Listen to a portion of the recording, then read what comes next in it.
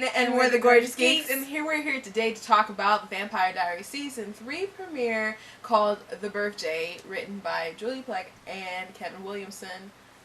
Vampire Diaries. Our boys are right behind us. Mm-hmm. And it was a good opener. I didn't think it was as exciting as the Season 2 opener, but yeah, a lot of things happened. My first jaw drop moment of the season, drum roll please. Oh, I was going to tell them to imagine it, but thank you. You're welcome. Was when we actually got to see why Stefan was named the Ripper. Ripper. I was going to say Reaper. No, it's I know, it's Ripper. And it is Ripper. Yeah, it's because he rips people apart. And when Damon went to go see his carnage and the bodies were propped up, sitting on the couch. I was just thinking, he bit them. But well, I knew he couldn't have put them on the couch. Well, I figured he must have put them on the couch because he didn't kill them on the couch, and you know. There's blood everywhere. There is blood everywhere, and then you saw, and Damon was like, he explained it, and then he touched the girl and her head fall off, and that's when I was like, yeah, it was kind of like, wow. That's like sadistic serial killer 101. Like, it was crazy that he, you know. It was worse than I imagined. Yeah. And Damon's been this bad guy who's still, you know, a jerk and stuff, and he's very calculated in what he does, and he has a plot and a plan. He's done some really terrible things, but I think potentially Stefan could really be this humongous... Potentially. Well, yeah. I mean, he is a huge problem. They always said that Stefan was worse. They said he was worse, but in some ways they haven't shown it, and we were only going by what they said. And I mean, they showed a little bit, but still, it was pretty tame. How could you have imagined it would kind of be this bad? Yeah, I mean, it you know, and it kind of makes you, because like sometimes I know it went through my head. I'm pretty sure it went through other people's heads. That it's kind of like, why are you continuously trying to Damon's just evil, and why are you continuously forgiving him and all? I mean, it's just, well, you should forgive, but it was just like, why are you letting him back in your life consistently over and over again? But you know, he was a firm believer in second chances, even though Damon killed his best friend. But he's done a lot of stuff too, and so he's a man of second chances because he, you know, whatever. But so it was. It's really, like Damon was evil, but Stefan's a psychopath. Yeah. So I understand Damon not wanting to be cruel with Elena and keeping things from her because it would really hurt her to find out all the things that Stefan was doing. But I think... And he still didn't tell her the details. Yeah, he didn't. So I think... Because I would have heard those details, I'd have been like, okay, writing you off for the rest of my life. Well, it wouldn't... that's the same thing to do. Yes. It wouldn't quite be fair considering that, you know, she's sticking around with Damon. He snapped her brother's neck last season premiere and stuff, you know? But I think she should know the severity of the situation. I thought Damon would have maybe told her about Andy. Is anyone going to really find out? You know, how they're going to... Well, they have to find out. I mean, and it's sad because they're going to say that she committed suicide. Yeah, that's... But... let me talk about that real quick, because I didn't think he was going to kill her. I thought he was going to hurt her really bad and then just be like, I'll kill her next time type of thing, or this is a warning. But he killed her. Not just killed her, he killed her in front of his brother. He killed her in front of his brother, and he, you know, wouldn't let him, you know, and he couldn't stop him. And, you know, not only that, he tortured her before he even, you know, the light on, light off type thing. He tortured her a little bit before he even, you know, compelled her to do that. And so, and it was crazy. I mean, in that end, you saw him kind of like breaking down, like calling Elena and stuff, but, man... She said, I love you, hold on to that. And he kind of started crying, but it's just like, this is really bad. It is, because really the only people that are technically safe, I would say, would be Damon and Elena. I mean, because he's just so far gone, at least at this moment. And just, and you know, and that's one thing I like about the show. The door is open so wide. There's so many different things that they could do with these characters, and the actors are so well. I mean, you know, they can either go good or bad. Let me say though, I thought, not that Stefan was like boring, but I mean, he was kind of dull compared to everything else that was going on, and I didn't really enjoy Elena and Stefan's scenes. You know, they're kind of so mushy, but this is really interesting. Him going bad? Yeah. and anyone says this is character assassination, I kind of think not that it's a good thing, but for story wise, it's always interesting it's when interesting. the good guy turns evil. Those are some of the best episodes of almost any show. Sometimes it's hard to watch, and you just it can't is. catch those moments. But I have to say this because this is a vampire show. I'm going to compare it to another one.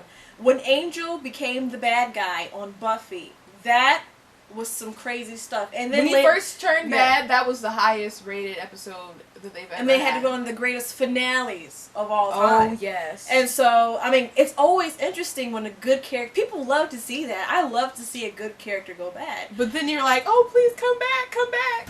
Yeah, and it's like, oh my gosh, I can't believe that. So back. You know, so it's really cool. It's really cool, and I really like where they're going. I wouldn't say that there were any, like, big Delana moments or anything, you know. She saw him naked, and, I mean, that was more like a comical kind of thing. I didn't go, you know, well, I don't know why you would, but, you know, like, excited about that. I think girls are just excited to see him all soapy. Yeah, I guess. And naked anyway. And, but, you know, even though, like, there wasn't something, like, huge that happened, you can really feel that chemistry and the tension. And when Elena talked to Caroline and Tyler about the kiss, she said it was a goodbye kiss, which everyone knew was a goodbye pity kiss. But now you can obviously see that she's now conflicted with those emotions. Which, I'm sorry, there was always a chemistry between Elena and Damon. Oh, yeah. Which is why I'm not surprised that Nina and Ian got together in real life. Because I'm like, that chemistry is just a little too good. A little too good. But, yeah, it's really cool. I mean, but it is there. I'm waiting for the development. But she's still so stuck on Stefan. Yeah, she is stuck on Stefan, but she's obviously attracted to Damon, and I think she knows that, and she has to fight that. But Damon's also going through, he's having conflicting emotions, too, because he did care about Andy, you know, like, and it was kind of, because, like, in the beginning, it showed that he wasn't compelling her in the beginning, you know, so that was interesting. And what you found out last season, when he, you know, attacked her and stuff, he told her to go, you know, she was... Even without being compelled, she still wanted to be with him. And so, but he's having conflicting emotions because it's not just, I mean, yeah, he still wants Elena, but it's just kind of like, I can't believe this is happening with my brother. Yeah, sometimes he's such a dog, but other times he has kind of some class about it, like the fact that he hasn't put the moves on her yet. And like when Stefan was going through his blood motions during the not the Founders Day, but when they were doing the pageant thing, Miss Mystic Falls. And when Stefan was gone, Damon just stepped in and they did the dance, and everyone was excited because they danced together, but it was a moment of, let's get through this so we can go help out Stefan, rather than, I'm going to step in and take your girl like you took my girl. So, he's never ceases to amaze me. Caroline and Tyler are finally together, and I don't know. I liked her and Matt. I mean, her and Tyler is fine too. Yeah, well, her and Matt wasn't going to work out. No, it wasn't. Realistic. And you know what? I was glad that he was realistic about it. I'm sad that he's kind of taken a dark turn with, you know, at Elena's birthday party, he was doing some drugs, and Jeremy was started doing some drugs, and they had to, like, walk home. And Elena told Alaric, you know, could you please handle it? He's on drugs again. He respects you, and yada, yada.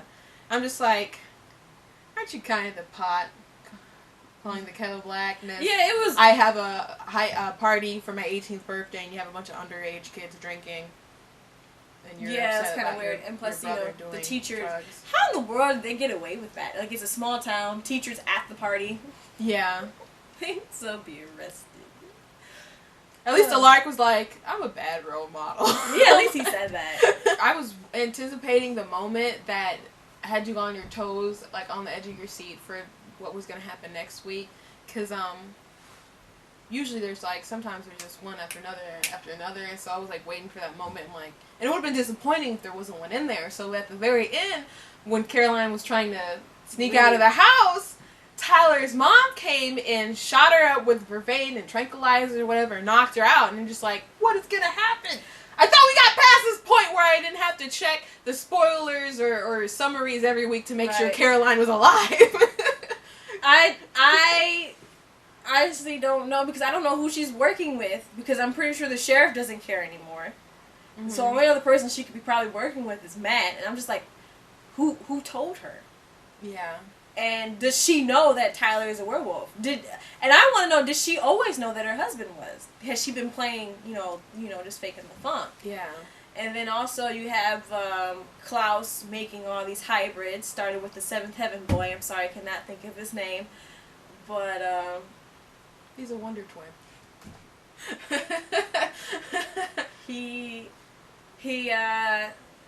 And so he's making all these different hybrids. I think that whole bar scene, Klaus and Stefan together are kind of, it's like entertaining because you don't know what's going to happen. Yeah, they have a good bromance, and so does, Damon and Lark has a good bromance.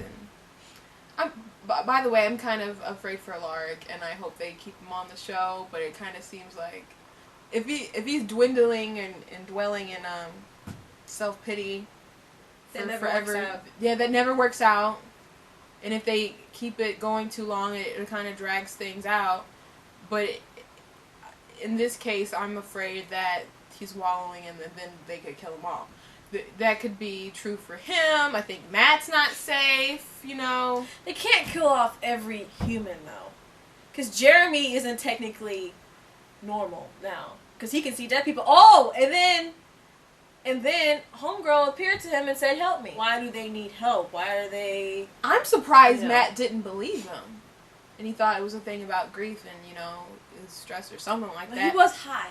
Well, he was high and drunk, but, I mean, it seemed like, no, he didn't, but he said we have vampires and werewolves. I don't think there's ghosts. That's... that would seem like a reasonable conclusion that he had. He was just skeptical about it. If I was him, I'm like, it was probably ghosts, hobgoblins, Harry Potter, aliens. Everything exists. Yeah. Supernatural. So I'm surprised that out of all the things you can't believe in ghosts, but it's hard to accept, but I'm just curious of why they're trying to get his help. Like, is it just, and both Vicky and Anya, they were...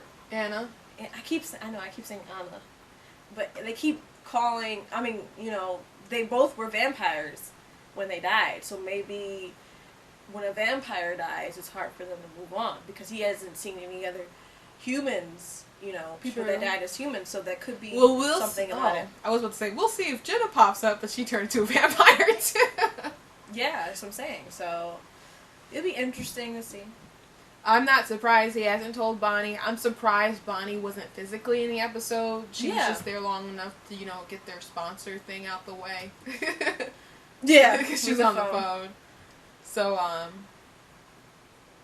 why wouldn't she be at her best friend's birthday party?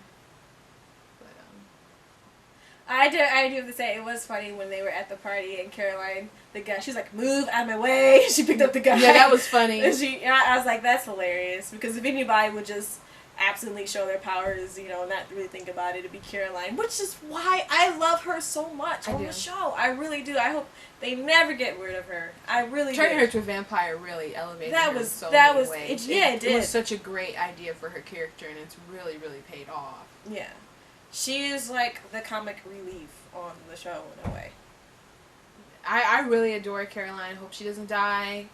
And Michael Trevino is really cute. And he is. The show just really has a really good looking cast. Yeah, I just this show I believe is the best show on. I'd say CW. Yeah, it's the best show on the CW, I would say, and just watch it, give it a try if you don't watch it already. But I would hope that you like the show after you're seeing the review for this. Yeah, that would be finale. Weird. It would be weird. But anyways, tell us what you think. Leave a comment below. Check out our website, thegorgeousgeeks.com. I'm Katrina. I'm Christina, and we're the Gorgeous Geeks.